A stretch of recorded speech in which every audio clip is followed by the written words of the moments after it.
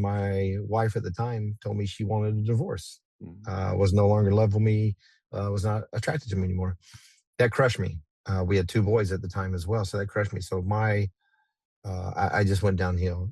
So Mhm. when I went from the staff down to the LRS, And she says, Mom, Bobby just signed up to join the military. I need you to tell him he made a mistake. And she gets on the phone and she says, why would you do that?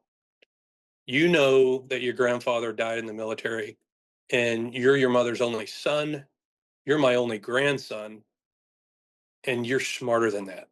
I ended up working with my chief at the time, Chief Sean Smith, who was really big on people matter. And we came up with this idea that we want to build a program called Human Leadership Development, or HLD. And the intent is, you ready for this? Chief goes, and he was big on numbers. He goes, sir, how are we going to measure this? Like, how are we going to measure the success of human leadership development and whether or not it works? So we started driving around with a megaphone playing ice cream songs and handing out ice cream. I remember that. Now, who would have ever thought that I'd be on a short tour getting a combat medal in the Middle East, and my proudest moment is handing out ice cream, playing what we were playing, that Ice Baby song from Ice Ice Vanilla Ice. Baby. Yeah, Yep. yeah. Did you know there's a technology that's actually an app on your phone that uses sound waves to tell your brain what you want your brain to do? We had a young man that was on a guest on our podcast, the Mike Litton Experience, who had a traumatic brain injury. He was sleeping 3 hours a night. He's using NewCalm now and he's sleeping more. Go to newcalm.com, Mike15 promo code. Newcalm.com, promo code Mike15 for an extra 15% off. Go today. Welcome to the Mike Litton Experience podcast. Everyone has a story, and our passion is to help them tell it. Mike is passionate about being a father, a teacher, a realtor, an investor, and a leader. And now, introducing the host of the Mike Litton Experience, Mike Litton. Tracy T.C. Curtis, Colonel Robert Yes, sir. McAfee, thank you, or McGee, thank you so much for being our guest on the Mike Litton Experience. This is an interesting, different take that we're doing here. TC, you and I are good friends from the School of Rooftop Leadership with Scott Mann. Colonel Magee, this is the first time we've met. We met through TC. TC used to serve under you or with you, and TC is going to actually help introduce you for us. And then we're going to actually talk about your life story. Well, like we talked about before we hit record, everybody has a story, and our passion is to help them tell it. So with your permission, Colonel, we're going to actually start with where you were born, go up to today, and then we want to talk about this absolutely amazing career that you've had, and more importantly, the impression that you've had inspiring the people that are in your charge. And TC used to be one of them, so that's why we're connected here. So TC, take it away. Right. So I would be remiss if I didn't introduce him as Ocho 1. That was the Mighty Ocho, the 8th Expeditionary Mobility Squadron, is where I first met Colonel Magee back in 2016. I came to that 1-year assignment in Qatar Air Base in IUD, just coming fresh out of a divorce. And I was on a downhill trend. But under his leadership, his passion, and his general caring, for others, it helped me reclaim my pride and my ability to help others. And without any further ado, it is my honor and privilege to introduce Colonel Rob Magee. Hey, TC, thanks. I appreciate it. Thanks for the kind introduction. Very humbling to see you. It's been about a decade since we served downrange on a short tour in the Middle East, and it was truly an honor to serve beside you and see the success you have today. It's good to see you, TC. And Mike, thanks for the opportunity to come out on your podcast and talk about something I think that many folks think they understand, but it's a learning lesson that just it's a continuous learning lesson that is just, you just have to keep reading and researching and learning. And it's the very simple thing about making people matters. 3 words. And it's been the 3 words I've said every time I've taken a guide on and I've handed a guide on off. It's been the first 3 words and the last 3 words, making people matter. So appreciate it, Mike. Appreciate you being here. You are absolutely so revered. And I've seen your resume. I've seen what you've done. And it's an absolute honor to have you here. So thank you for being here. And TC, thank you for lining this up. I really, really appreciate the introduction. And I appreciate you hanging out with us today. Go Tar Heels, go Gators, right? Come on now, right? Come on now. So that's right. That's right. Just so we're clear. So just like we talked about before we hit record, we start with where you were born. We go up to today. So Colonel Magee, where were you born? Hey, Mike, thanks for asking. So not too far from sunny Tampa, Florida. I was born down in Sarasota, Florida. There you go. About 57 miles south of this airfield, right off just outside of Siesta Key, Sarasota, Florida. Yeah, Yep. Siesta Key is one of our favorite places in the world, my wife and I. I was actually in Tampa selling new homes for 9 months back in 2018, 2019 time. And we loved Siesta Key. If we'd have stayed, she ended up wanting to come back to San Diego. If we'd have stayed, we'd have ended up in Siesta Key. I guarantee it. So great place to be from. So did you grow up in Sarasota? Yes, sir. Honored to be a Sarasotan. Growing up in that area is just absolutely phenomenal. Just year-round activities, sports, engagements with family and friends. I would say that the preponderance of my mother's family lived in Sarasota, and my father's family all lived out in New York. So we had a large nucleus of family, aunts and uncles, 3 sisters. It was always busy during the holidays, but it was a great place to call home. I still call Sarasota home, and I will for the remainder of my lifetime. Awesome. What was your favorite thing about growing up there? Favorite thing about growing up in Sarasota? Well, the weather was one, but there's things that I loved doing, and I loved playing soccer. From the age of 4 years old. I started playing soccer, just kicking around in the yard, played in elementary school, made a lot of friends playing soccer. I think it's because I was fast and I never stopped. I was just hyperactive.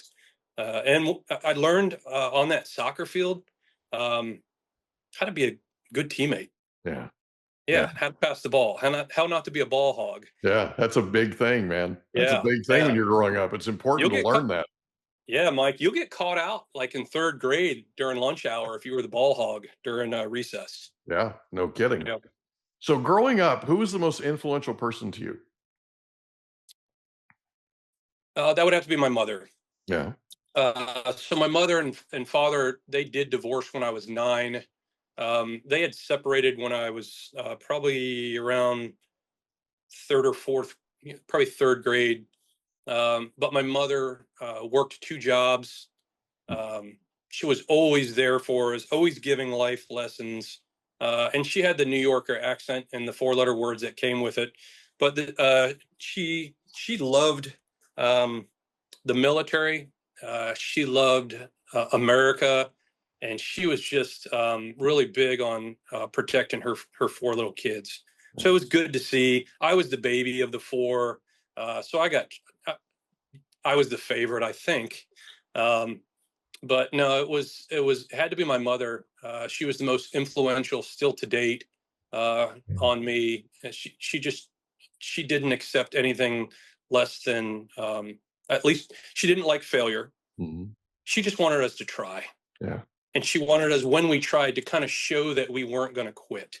Yeah. And I think that was probably, it was instilled into her as the oldest of 4 siblings and the daughter of a gold. Her father passed away in Korea, and still to today is missing in action. He was killed and missing in action. Oh my gosh. So it was inspirational to see her admiration for the military growing up, and she by far was the most inspirational person in my life.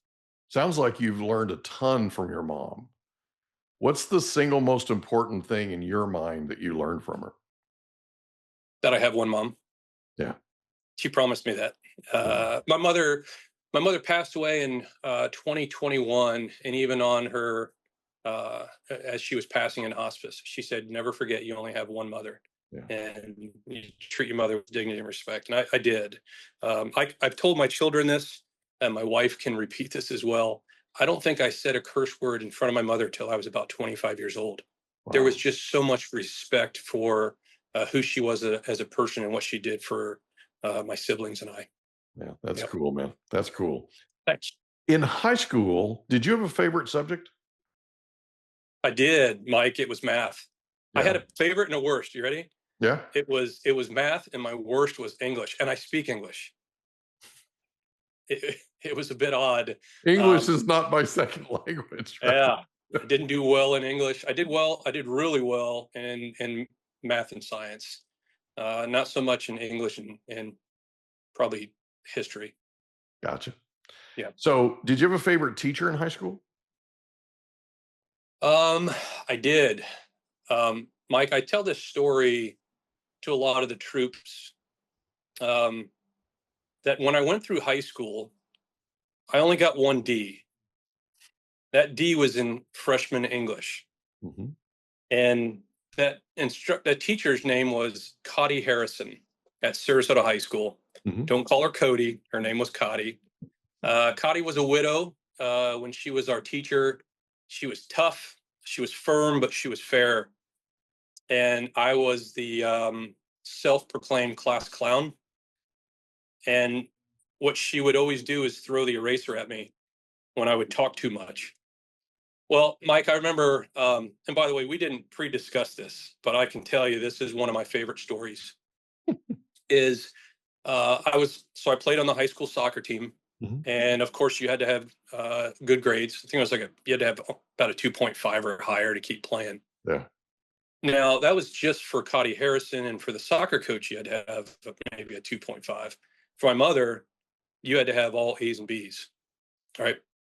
So when our grades came out the first semester, my sister was also in the 9th grade as well. So when she got her report card and it was all A's and B's, she was excited that she was going to rush home and tell mom. I wasn't excited because I had A's, B's, and 1D. Mm-hmm. So I missed the bus on purpose, and I went to what we call the old building at Sarasota High School, went up to the 2nd floor, and Miss Harrison was sitting at her desk. No one was there. The bells had already rung. The bus has already left. I missed the bus. I did it on purpose. It was premeditated. So my intent was to go in and see Miss Harrison and ask her what I could do to get a C, if there was any bonus or any kind of extra work I can do. And she looked at me and she said, Bobby, if I gave you extra credit, I'd have to give everybody else extra credit. But you're going to get a D because you earned a D.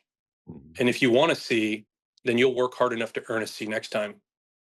And I just looked at her and I went, whoa, this is the first person that didn't give me a break. And she said, you can leave my class and I'll see you tomorrow. And I made a call home. Remember the old rotary phones? Made a call home. Yep. Made a call home. And I had 2 twin sisters that were 7 years older than me. And I asked one of them to come pick me up. They picked me up. And I told them about the report card. And they're like, you're going to be in trouble. And I got home, freshman in high school, soccer player. And my mom just said, well, how could you have gotten a D? Why didn't you talk to me? Why didn't you communicate with me and let me know that you were struggling? I said, I wasn't struggling. I just thought I was going to get a better grade. I was surprised. And she said, this will be the last time you bring home a D. And I said, wow, you and Miss Cotty Harrison have starting to sound a lot alike. But Miss Harrison wouldn't let me have any leeway. She held me to a standard. Standards were important back then for her, not for me. But you know what's interesting, Mike, as I look back over my high school years, 4 years in high school, 4 years in undergraduate school, and 2 master's degrees. Mike, I can't remember a single teacher's name other than Cotty Harrison. Yeah. I don't remember a single one. It's not that I meant to forget them. It's that she had an impression on me that I'll never forget. Never got a D again. Never. So you remember the people, who you had an emotional interaction with, right? And it's safe to say that it didn't get any more emotional than that, because that was a long walk home just to have a conversation with your mother about a D, because it sounded like you potentially were not going to be playing soccer. Yeah. So soccer wasn't as bad of an issue because I was above 2.5. It was that I thought my mother was going to kill me. Mhm. And she didn't. She reasoned with me, but she was disappointed, and I did not want to disappoint my mother. That's it right there. Yeah, and it broke my heart that I did that. Yeah. I will tell you, with Miss Harrison, it was anger at first that Mhm. she wouldn't give me a higher grade, Right. because at that age, young teenager, I wasn't mature enough to go, hey, she's trying to teach me a life lesson. Mhm. Now that life lesson has guided me through a couple things.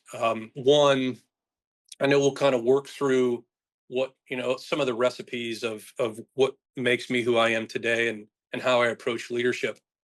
But I would say that, what I learned in my ninth grade class, getting a D, has helped me identify my purpose in uniform.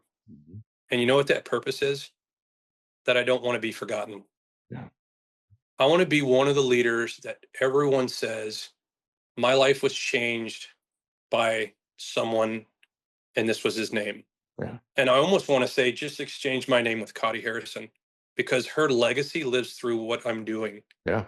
I've seen that. I just don't want to be forgotten. So, this is one where, TC, when he's 80 years old and he's sitting in a rocking chair, and one of his sons is married, and he's got a grandkid bouncing on his lap, and they say, Grandpa, how was your time in the military?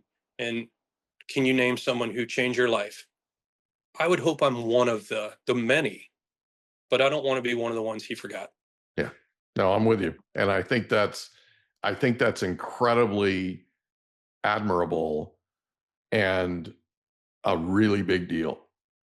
A really big deal. And I want people to hear this. I want people, that's why I was so excited about you coming on, especially, and even, and also coming on with TC. I feel like it's incredibly important that people understand that legacy is a thing, and you have an opportunity right now to have an impact. I haven't shared this with you, but I had my life saved last month. And TC, you and I talked about it briefly before, but I was told last month that they were going to do everything they could do to save my life that night. They found the largest pulmonary embolism in me that they've ever seen in a living human being, and they pulled out the largest one ever out of my arteries in the history of the hospital. And the hospital has been around, they're world renowned. This is all about legacy. And when somebody says that to you, it just, it doesn't happen every day, right? And everybody who's seen the evidence of what they pulled out of me is absolutely convinced that God's not done with me. A big part of what I'm doing and what we're doing here is all about passing on that wisdom and having an opportunity to have an impact on other people, right?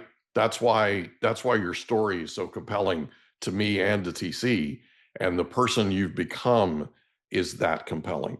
So I promise you people won't forget about you. So let's talk for just a second. Once you graduate from high school, you go to college. Where do you go and why? Mike, so that's a great question. You won't see that in any bio.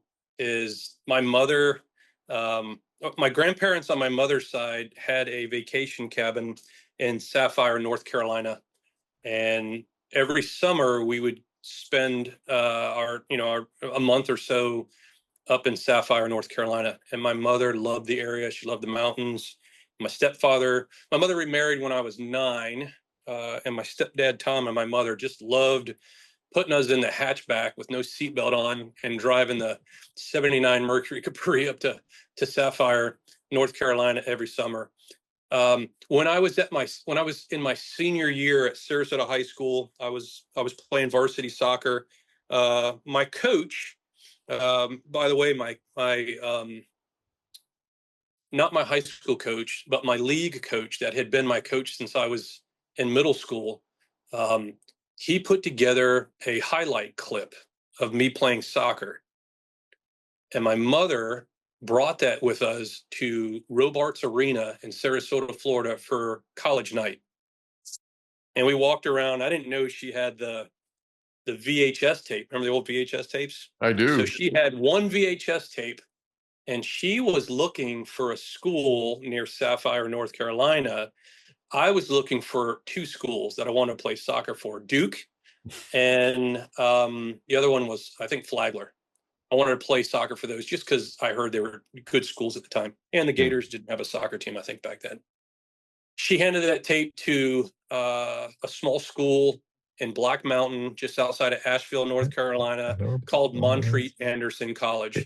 Yeah. It was a small Christian college of about 550 students. And immediately, as soon as they saw that, they offered me a scholarship. I never filled out the papers. I don't know if fraud existed back in '91 between a high school student and their parent, but I think she signed a few documents for me. But I'm very thankful she did, because she had no plans of watching me after high school sit around and do nothing. Yeah. She knew even back then that I was talented. I didn't know it. I just soccer, friends, and then no more D's. That was it. Right. No more that was Ds. my focus. So she filled out the application. She filled out the financial documents, the financial loans, everything. I just showed up on the soccer field at Montreat Anderson College freshman year and ended up playing there. I played there 2 years on a scholarship. It was great. It wasn't fun being away from home, from Sarasota, Florida. So my junior year, I forewent my junior year and moved back home. I dropped out of college, moved back to Sarasota, Florida, and told my mother I was smarter than she was, and I had a plan, and I don't know what the plan was. But she said, you got a year to figure it out. And in that year, I went and signed up for the Air Force. I enlisted in the Air Force. So can we talk about that for just a second? Yeah. So you go home, you tell mom Yep. that you know more than she does, or you got a better plan, and which I'll bet was an interesting conversation considering who your mom was, right?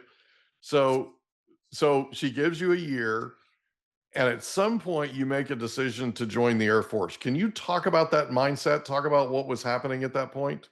I can, because it wasn't supposed to be the Air Force. Don't tell the Air Force that. So, okay, moved home, told her I had different plans. I didn't want to stay at Montreat. I wanted to do something different. I ended up living with my mother and stepfather for about 3 or 4 months, and then moved out and got a place with my best friend. And we just had he and I just had a house we were renting. And I had this epiphany. I was working. It's crazy. I was actually working for a pest control company. Here I am turning down a soccer scholarship, and I'm working pest control. And that's my plan. That's my big plan to be successful. And I'll never forget this. On the corner Stickney Point and 41, there's a Publix. And I stopped at the Publix, and I got a sandwich and I got a drink, and I was checking out. And there was a gentleman in the lane who was bagging, and he had a little tag on it, said Publix, and it said Mike. I think Mike was in his 90s. And I got the sandwich, the drink, and after Mike put it in the bag, I said, thank you, Mike. And he said, you're welcome. And I said, how long you been doing this, Mike? He said, it doesn't matter. I'll be doing this the rest of my life because I never finished school. And I went, thanks, Mike. And I take the sandwich and the drink, and I go sit in my pest control truck in the parking lot, and I'm eating the sandwich, and I went, wait a minute. I don't want to be 90 years old bagging groceries. Nothing wrong with it. That's not what I want. I think my mother wanted more for me in life, and I want more for me in life. So went straight from Publix. This is funny. Well, it wasn't from my mother. I went straight from Publix to the other side of town, and there was a recruiter at the corner of Cattleman and Bee Ridge Road. It was an Army recruiter. Mm-hmm. My grandfather, and I knew this, my grandfather was a paratrooper that jumped into Korea before he was killed. And I wanted to be an Army paratrooper. Mm-hmm. So I went and talked to the Army, talked about going into infantry. I didn't tell her. We talked for probably 2 weeks. And then I went into the recruiter for the last time to kind of do the ASVAB and sign up for everything. And the recruiter wasn't there. When I walked out, there was a Air Force recruiter, and he was behind the glass. And I just kind of peeked my head in. I said, "Hey, what kind of folks join the Air Force?" He says, "Oh, we select the people that join the Air Force. The people we don't select join the Army." I went, "Really?" I said, "Can you guarantee me a job?" He goes, "What do you want to do?" I said, "I want to be a medic. I want to be a paramedic." He goes, "Sit down. We'll see if you're somebody we want." So he had me hook, line, and sinker. Yeah. And that's how I turned away from the Army and joined the Air Force.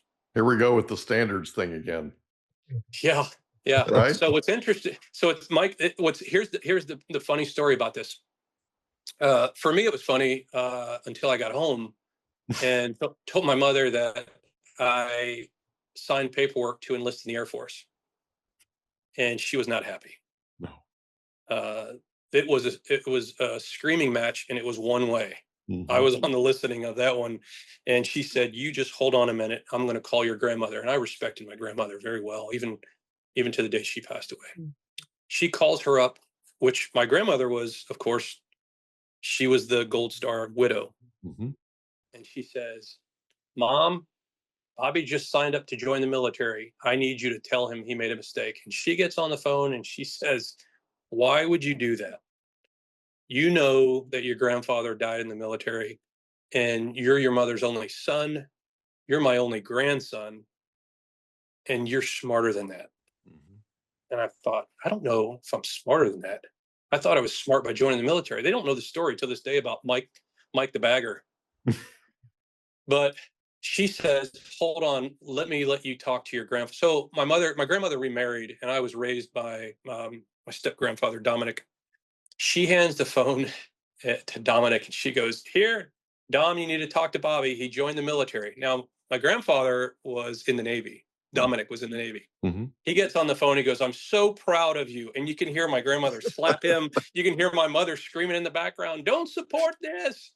And at the end of the day, it was tough for my mom to know that her only son was joining the military to serve and protect our freedoms. Mm-hmm. But you know what's interesting, Mike? When I finished my enlistment and got out, and then did ROTC, she said, "Why are you getting out? The military is the best thing you ever did." Yeah. I said, "Mom, 4 years ago, it was the worst thing." She goes, "You proved me wrong for the first time. You proved me wrong, and I'm so proud of you. And I want you to go back in as an officer, and I think you'll do some great things." So I proved she was wrong. It's the only time So your mother saw a change in you that she was impressed with. 100%. 100%. When I put on Mike, when I put on this uniform, I thought I was back on the soccer field. I was on a team. Yeah. I was a teammate, and I had this great purpose, and it was amazing. We were all focused on the same task. Scoring goals on the field, but attacking the mission was the intent. And it just felt good. It felt good to have my mom back in my corner. Yeah. And I'll tell you, it really feels good when your parents say, "You matter, and I'm proud of you, and you're making a difference." I went, "Wow, I'm really doing what I was supposed to do." Yeah, and it's being on the team and having a purpose that's bigger than you. Right? Oh, like you said, attacking, accomplishing that mission, that kind of thing. I've interviewed Navy SEALs on here, former Navy SEAls, and I've asked them, "How in the world did you make it through BUDS?" And they said, "Well, it's not that difficult True story. It's not that difficult once you realize what's going on and you start forming a team. Because the whole idea behind the nightmare scenario that they put you through is to either drive you out or drive you together. Right? Yeah. That DOR thing is you can't assimilate as a teammate. Therefore, if you're not, and you mentioned earlier that you're reading a book called Start With Why. That's by Simon Sinek. Simon Sinek is incredibly famous for a speech that he gives, or a part of his speech that where he talks about, he interviewed SEAL Team 6, and he asked them, "What does it take to be a team member?" And their biggest thing is trust. It's not ability, it's trust. Ability is a big deal, but it's trust. So that's the biggest thing that I think worked for you, is you understood what it took to be a teammate, and then you got in this, and now all of a sudden you're part of a really large team and you're doing it together. And I think you were raised to do this. I really do. I think if you look at your life story, that's exactly what you were supposed to be doing. And thank God for Mike. Yeah, thank God for Mike. I probably ought to put that on a bumper sticker somewhere. Yeah, I would agree. I've had the pleasure of working for two SEAL commanders, Admiral Howard and Admiral Bradley. Admiral Bradley is the current SOCOM commander. I have nothing but amazing things to say about his leadership style. From both of them, they said the same thing. We operate at the speed of trust. Yeah. It took 4 years for me to know that my mom trusted me. Yeah. And that she knows I was on the right path. But knowing that when I separated from the Air Force and then I went and got my ROTC scholarship, she just said, "I trust you. I know you're on the right path." Mind yeah, if we talk about the separation for a second? Yes, sir. So you're in for 4 years, correct? And Yes, then sir. you separate. You join the ROTC, or you automatically are part of the ROTC? Yeah, let me back up a little bit, Mike, because a lot of my success comes from failure. And you'll Yeah. find most really folks will say their success isn't just, you find a millionaire that didn't work their tail off and fail Exactly. a million times, right? And fall down and scrape their nose. Yeah. So I applied so I joined the military. I had 2 years of college done. I was going to school at night, and I applied to OTS, Officer Training School, as an enlisted member to get selected. I was told no, I didn't get selected. And I was in my last, I think it was the last year to 6 months of my service. And they said, your OTS package can meet the next board without changing anything, or you can separate. And right now, the ROTC program had I think it was called the Gold Star program for all prior enlisted. You could go to the ROTC program for 3 semesters, 18 months, and then you're back commissioned. And I looked right across the bay from here in MacDill, and University of South Florida had a crosstown program with St. Leo University, and St. Leo had classes on base. I went and at the time, my wife and I and our youngest daughter in a stroller, we went right into the office at University of South Florida, met with Captain Rice, and we said, "Hey, I'm thinking about getting out of the military. I'd like to apply for a scholarship." And he looked at me right there and says, "You already got it." So took some risk. The risk we had to do, I mean, I think risk reward is important, but all risks have measurements based on probability and severity. Mm-hmm. The probability of me failing and not being successful in the 18 months of ROTC was extremely low. The severity, if I failed, was extremely high because I was leaving something I enjoyed, which was wearing the uniform. So I took the risk. My wife and I had to make that decision together. The other risk is we would give up our health care, and we both had to work and raise a young toddler and go to school. So that 18 months was trying, but it was part of that climb that really, really sucks. But when you get to the top of the mountain, the view's amazing. But the view wouldn't be as amazing if it was a free ride to the top, right? That's it. So You that gotta earn 18 it. months, that 18 months was interesting. Got through ROTC, actually graduated as the distinguished graduate from Det 158, University of South Florida. And then we commissioned right back here on MacDill Air Force Base. I'm in the parking lot, walking out of the officers club, And my grandfather, Dominic, pulls me aside. I'm now a butter bar. He pulls me aside in the parking lot. I'll never forget it. Pulls me aside and says, "This is the proudest moment in my entire life, watching you become a lieutenant." I said, "Thanks, Papa." And then we left, went to Dover Air Force Base. He passed away, and a week later, it's 9/11. Wow. Yeah. Wow. So I hope you tell that story about stepping backwards to go forward. Yeah, Mike, I've done that my whole life. I think it's incredibly important. Yep. I mean, here's a kid whose mother filled out his college paperwork. He's on a scholarship to go to college, doing what he loves.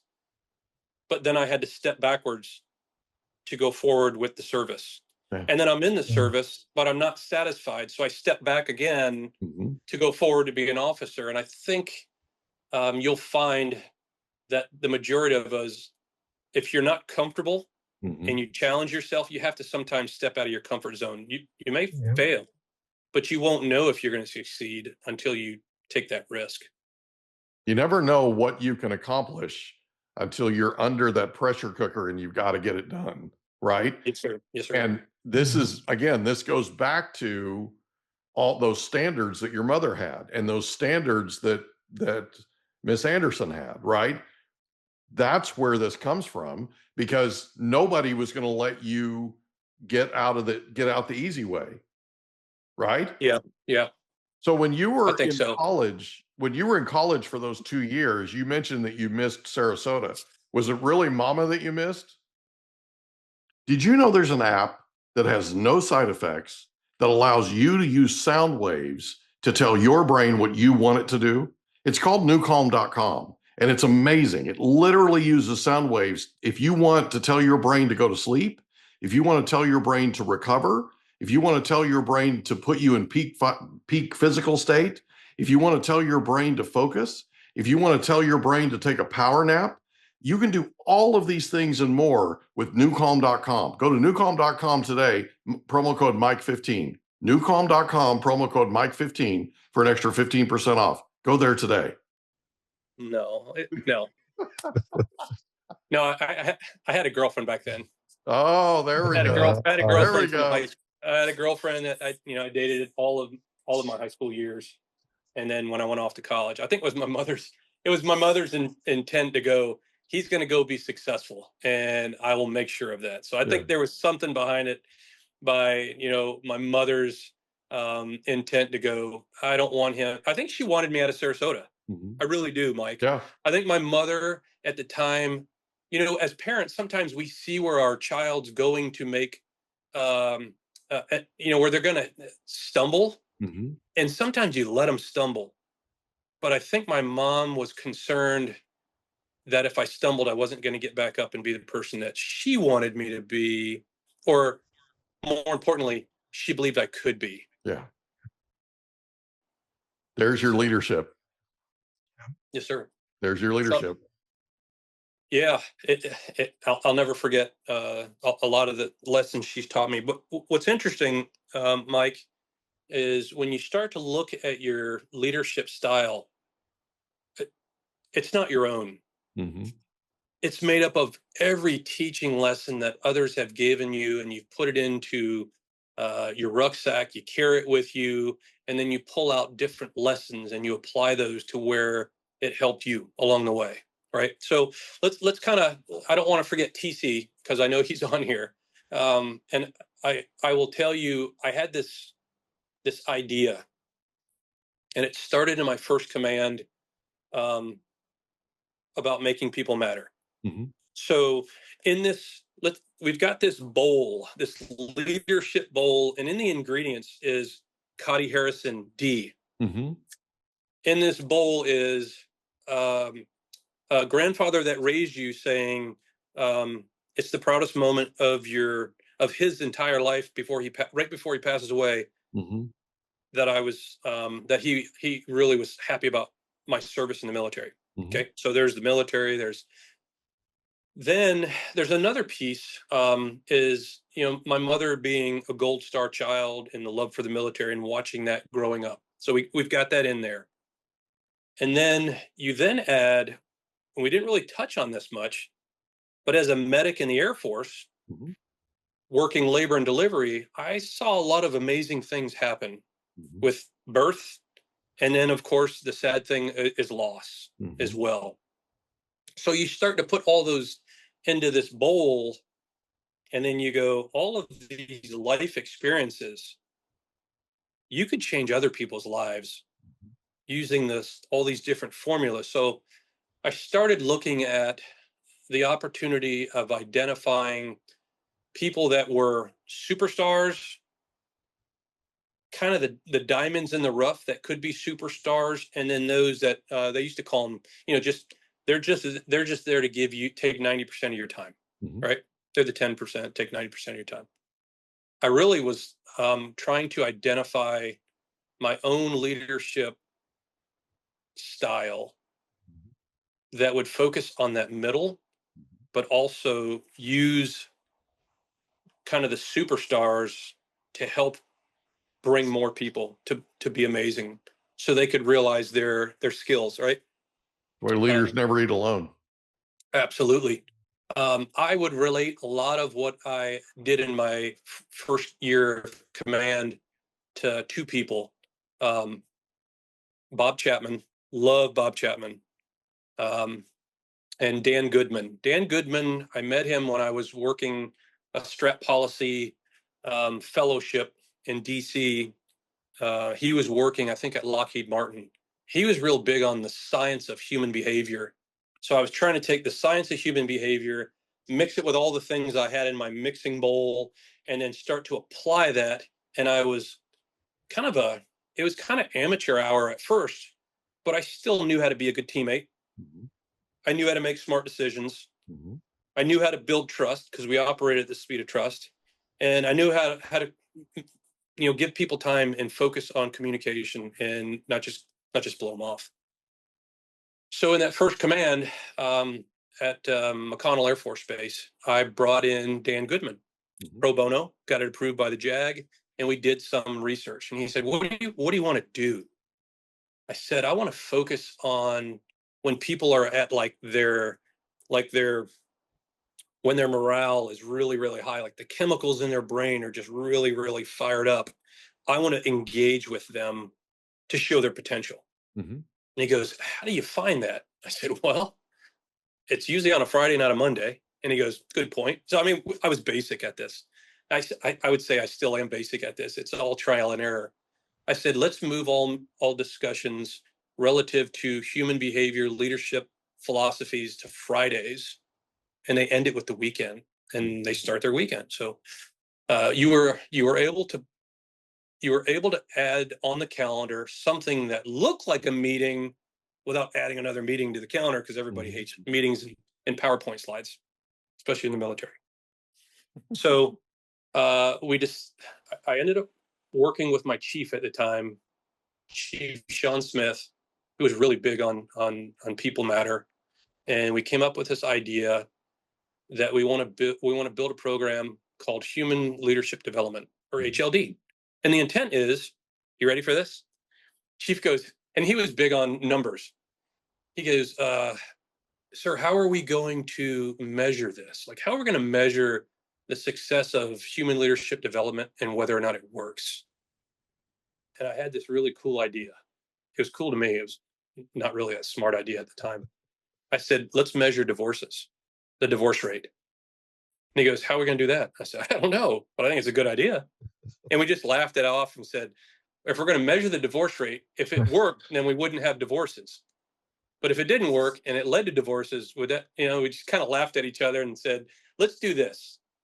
Let's not measure anything right now. Let's just start a program where we take the time to make people matter that may think they don't matter. And then we'll talk about how your voice matters. Mhm. And then we started to build this diagram that if you have an idea and your idea is being worked, sometimes people will find more value in seeing that they're getting credit and their idea matters than if you're even resolving it. Right. But that you're showing how important it was and that they're the author of it. You give the credit to them. And when you start to do that, what you'll find is not only does their voice matter, but they start to voice many more things. And then they start to engage on resolving conflict on their own because they know they've got the backing of the leadership. So we worked this. We did the HLD meetings once a month. I would hand an article to them. They would read the article, and then they would go back and share the article. So then many folks said, how did you choose who was part of HLD the first time? And we went back and said, hey, let's do this. Let's walk around the squadron. Let's find the people that are the most trusted. Mm-hmm.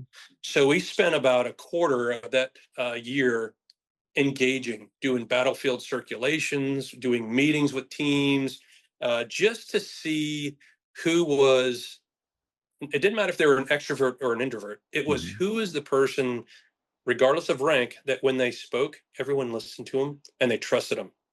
And you'd be in a meeting and go, who's the most trustworthy person here? Everybody point now. And they would point to someone.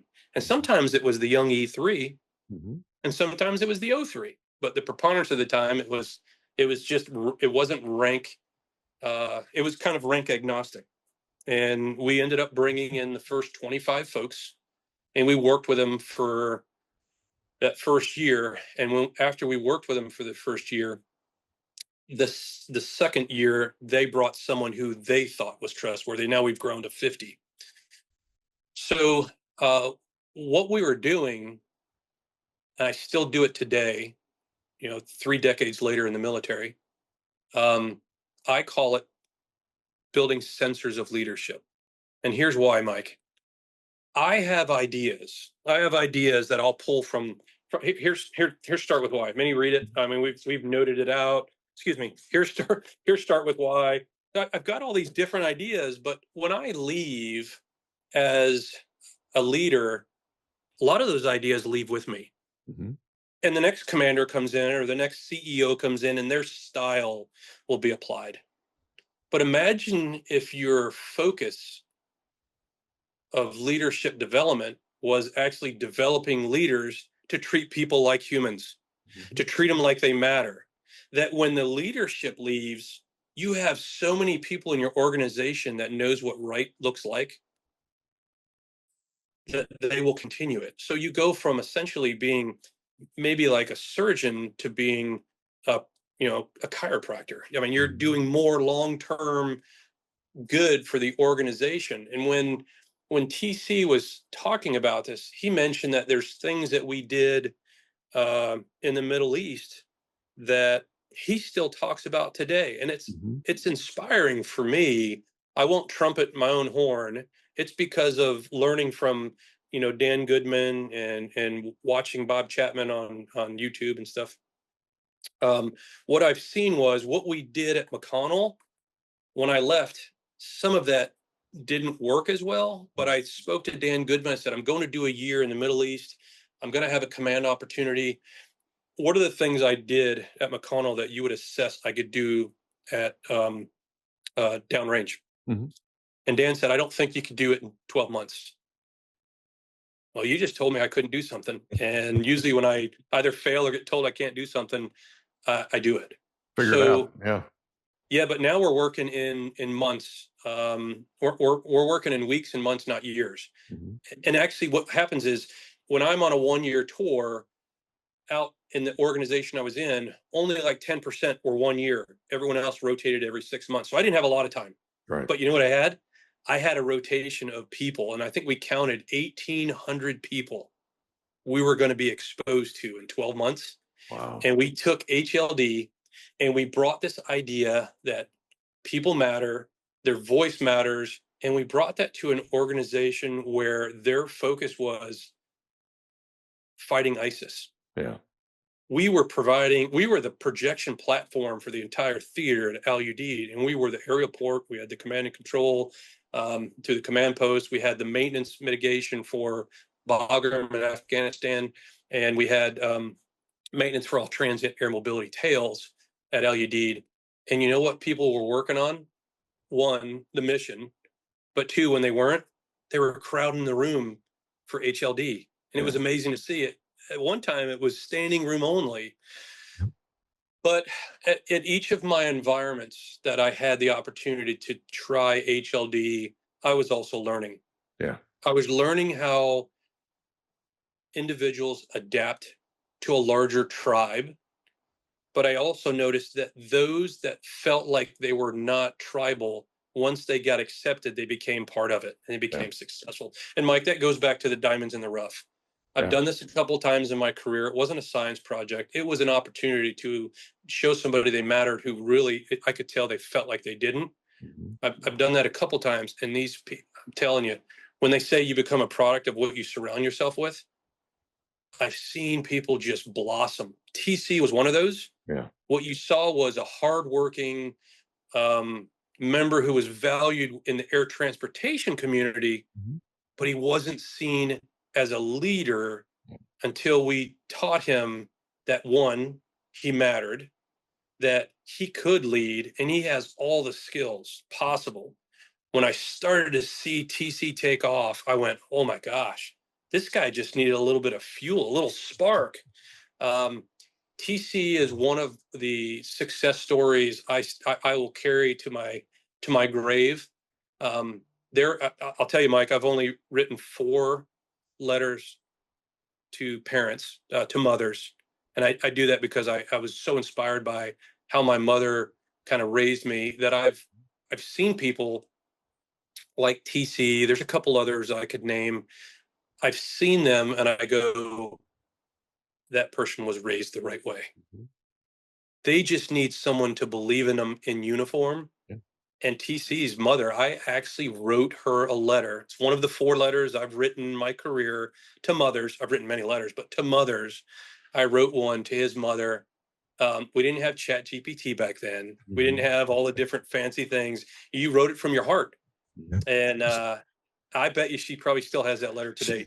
She does. She actually sent me a picture of it, and a picture that I sent her of you and I when we did the POW MIA run, holding the flags together at the end of our run.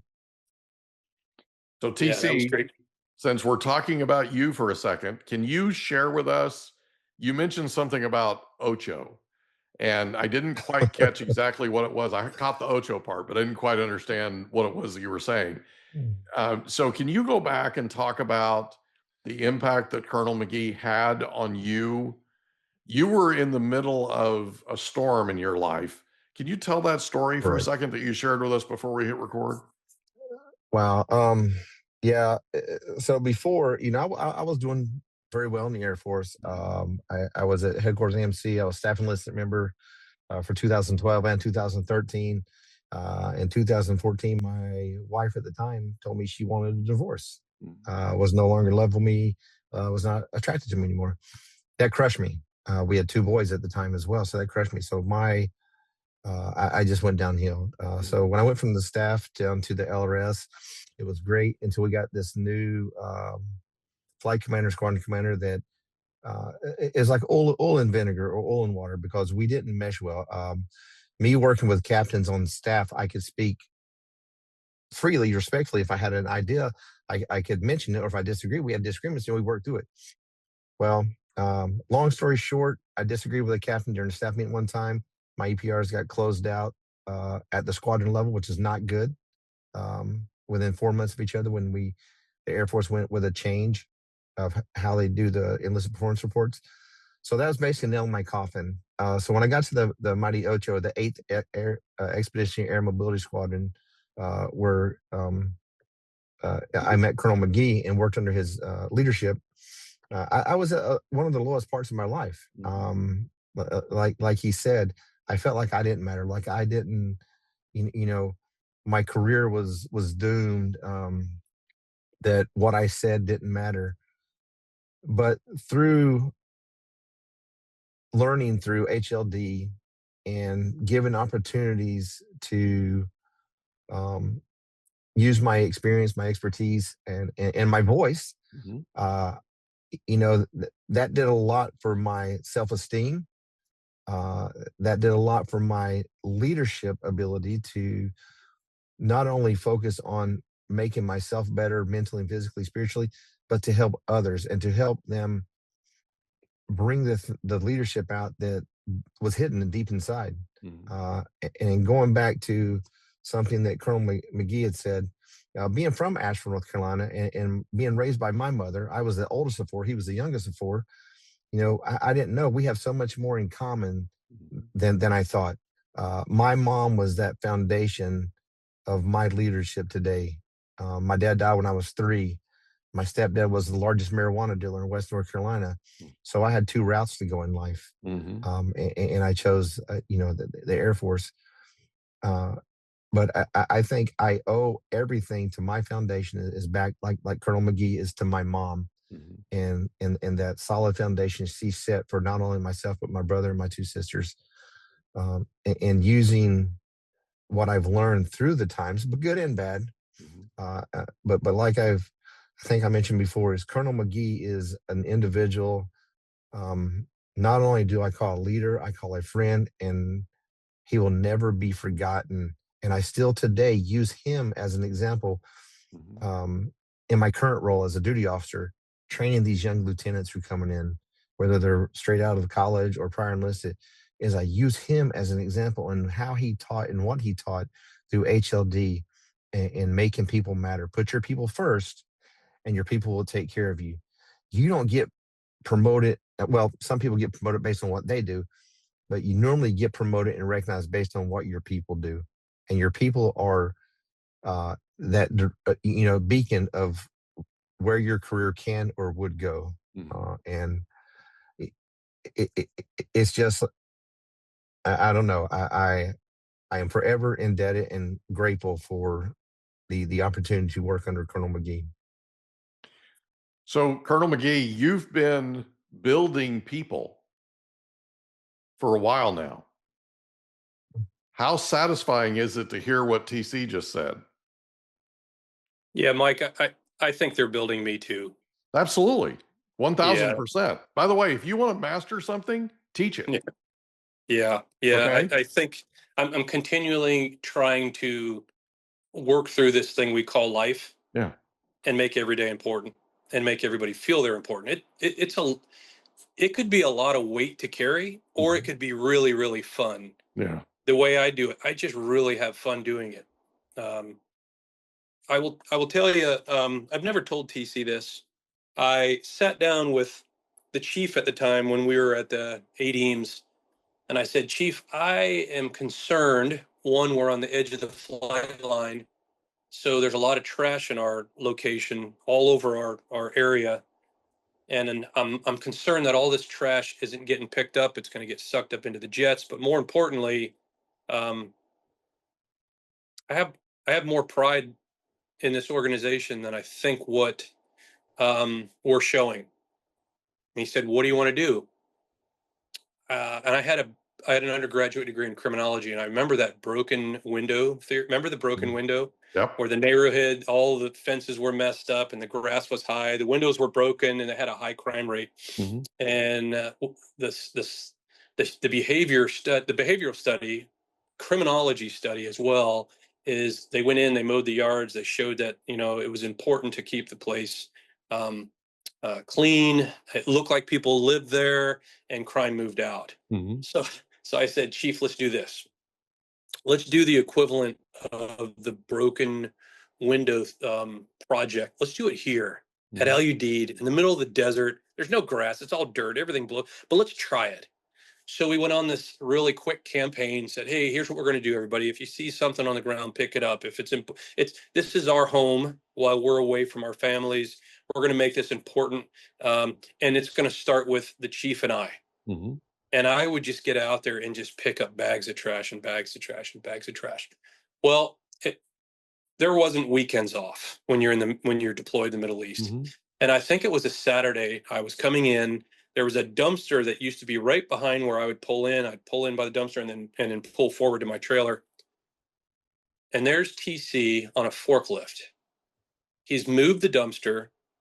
He's moved a pallet that had been there for weeks, and he had a bag of trash. And I got out of the vehicle and I said, "Hey, what are you doing?" He said, "Sir, I'm cleaning up. I saw you picking up trash, so I'm going to pick up trash too." And I went, "Oh, okay. this may be one of them. This may be one that I think we can definitely work with. This could be my broken window theory leader or a sensor, and then we'll just kind of go with it from there. And we did the HLD focused with we kind of aggregated in the broken window theory, and what we found was the compound was immaculate. People loved it so much that the chief and I went and got this Suburban with a sunroof, and we started driving around because it was so clean on the weekends. We started driving around with a megaphone playing ice cream songs and handing out ice cream. I remember that.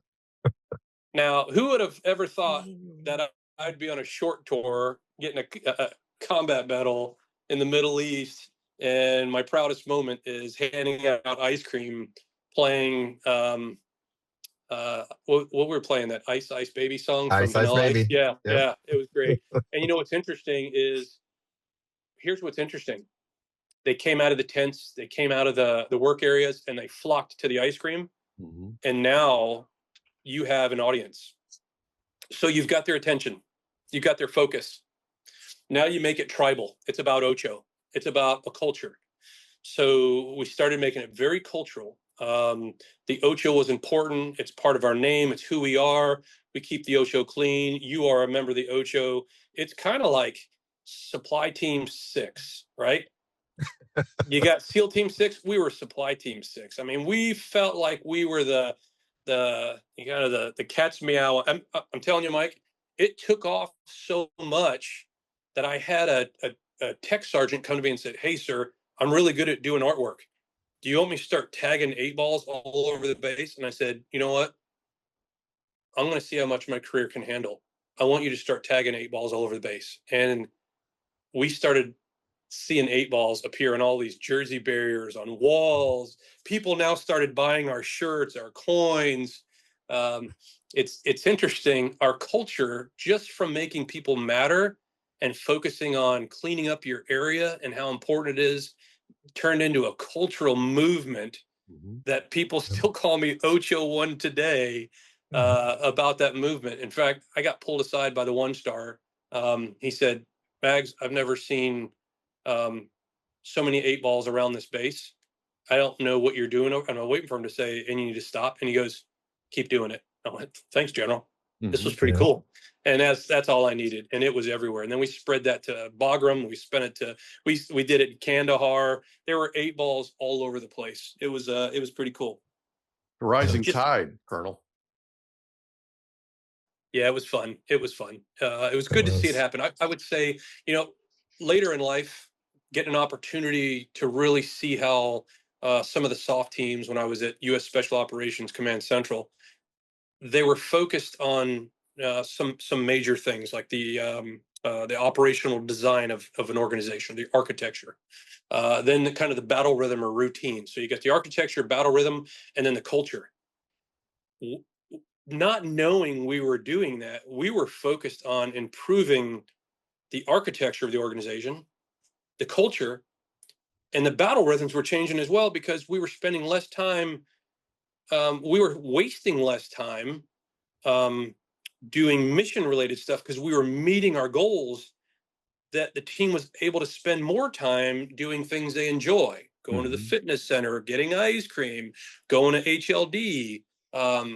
I think that was one of the most, I've spent many years away from my family, and I don't appreciate being away from them, especially in the Middle East, when you just can't get in a vehicle and go home for the holidays. I will tell you, that was one of my most enjoyable 12 months away from my family, because I felt like we were building a family in the middle of the desert. Yeah. You're literally building a family. You're literally building a cohesive unit. And the cool thing is, people like TC that have been part of what you've commanded have become a part of the team, and they've now gone out and led other people. This is all becoming, it's kind of like the tagging 8-ball thing. This is all becoming contagious, right? And it's all a part of and building your legacy as a leader. And that's gotta feel fulfilling. Yes, sir. It's yeah, but it's not me. It again, Oh, it's the Cotty Harrisons. It's my mother. It's it's what things I did learn from my biological father, things I learned from my stepfather, things I learned from great leaders in the military. Books. I will tell you, if you have not read Lincoln on Leadership, it is a book you can read in one day, and you'll take away things in that book that you'll go, I think I was doing that, but I don't know why I was doing it. Lincoln will tell you why you're doing it. But I would say if you have to continue to learn and develop in order to make yourself better, which presents an opportunity to make other people better. absolutely. I totally agree with that. You never stop learning. You never stop adding. And for you, Colonel, you never stopped caring. Right. And I got that from my mom. It's a big part of how you were raised. And TC, it's a big part of how you were raised too. I mean, this is a big, big deal. So I have one question for you before we part. So you chose to be a medic in the Air Force. Why a medic? It's actually pretty simple. From the time that I was about 15, I think the last 2 years of high school, my best friend and his mother worked in a nursing home, and they got me a job there, washing dishes. And when I wasn't, doing the work, I would walk around and say hi to all the patients. It was a convalescent home, so many had dementia. So you were new to them every day, Right. to many of them. But I just felt like there was some kind of connection to people that were hurting. Yeah. People that either were medically hurting or mentally challenged through dementia. I just really wanted to be a part of that. And if I retired tomorrow, I would love to go to med school and go back to helping people in the healthcare community. Yeah. But right now I'm helping them in the leadership development community. I'll tell you something interesting I learned, Mike, and I'm glad you brought up the medical piece, because I've merged the two. I've merged kind of my leadership with the medical response piece. And it reminds me, when I talk to folks about organizations that are high performing or low performing, I remind them, have they ever had a child? And most will say yes. And I'll say, were you in the delivery room? And most will say yes. I said, did you ever see the little monitor and it was beeping and it had the heart rate? And it would go up and it'd go down, it'd go up and it'd go down. And the accelerations and the decelerations, they were part of telling you that the life that's about to come out, it's beating, it's good. It's watching it. It's watching the performance of its heart, right? What would cause concern is when the deceleration would stay too long and not come back up. So usually it's from head compression or something's going wrong. Back in the OB days, I can't believe I still remember it. But if you take those accelerations and decelerations that are on a heartbeat monitor, and now you overlay that in an organization, and you look at if you're the type of person that looks at production numbers, I produced 100 widgets, and now your production is 100 widgets, and your goal is 100 widgets, right? And then something starts to happen, and then you're now down 87 widgets, and you're below your goal. And then you start to have a little bit of deceleration, production's down, and then all of a sudden now nothing's changing, no technology, but the production's going up, it's going down, it's going up, and you can't figure out what it is. I will tell you, based on my 30 years of researching this, that the preponderance of the accelerations and decelerations with no technology changing, it's based on human behavior. Absolutely. 1000%. And here's how I explain that. TC, I'm asking you to make 100 widgets a day. TC makes 100 widgets a day. The next day, he makes 100 widgets a day. The next day, he makes 115. Well, what happened? Hey, TC, why did you make 115 widgets a day?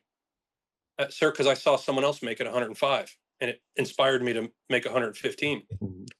If you're in an environment where you don't matter, it's toxic, people don't feel appreciated, they're angry, they go home stressed, you will have some that value their family name and they were raised really, and they work hard to make that 100 widgets, but over time they probably they want to find a new job, or they want to kind of give you 90 because they don't feel like the organization deserves their 100% widgets.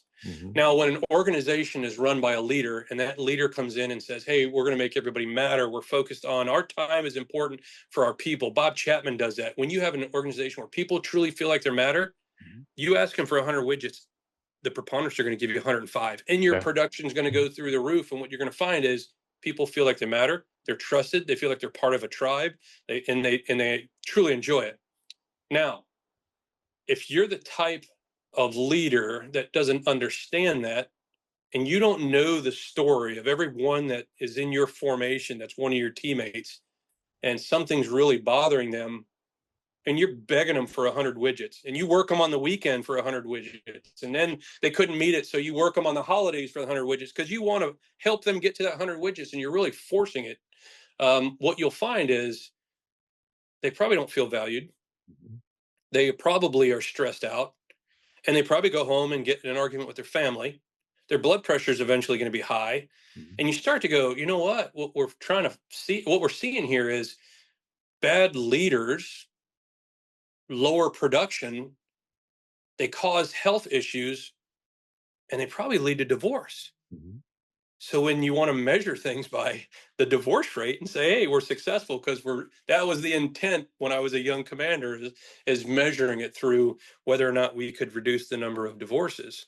Is we really wanted people to go home, Mike, and go, I really love going to work, and I miss it on a Saturday when I'm off. And I will tell you, there's not a day I'm not at home unless I'm on the boat with the wife that I go, I wish I was at work helping someone else. And I love it. It inspires me. You've turned it into something that is valuable. And again, it goes back to how you were raised and the things that you were taught and the legacy that was, for lack of a better term, expected of you, right? You just basically took that and raised it to another degree. And that's what TC was talking about, is you were taking people that, let's be honest, are in a place like TC was, where he kind of felt lost. He had a lot going on, right? And you were able to help build that culture, make him a part of that culture, which is the single most important thing you did, and then help him feel valued in the process. And that's exactly what leaders do. Leaders grow the people around them. It's what they do. And that's literally the recipe for success in leadership. And I cannot thank you enough for being a guest on our podcast on the Mike Litton Experience. TC, thank you for being here. This has been an amazing time. I've loved every second of it. Thanks again, guys. It was an honor. Tar Heels. Appreciate you. Can I ask you a question? Did you know that there's a technology that uses sound waves that'll tell your brain what to do? There literally is. It's called newcalm.com. It can tell your brain to heal, tell your brain to sleep, tell your brain to do all kinds of things. It can get you fired up. It can be a pre-workout. Newcalm.com, and the promo code is Mike15. Newcalm.com, promo code Mike15 for an extra 15% off. Go today. And that's a wrap. Another episode of the Mike Litton Experience in the books. Reach out to Mike on Instagram at the Mike Litton Experience.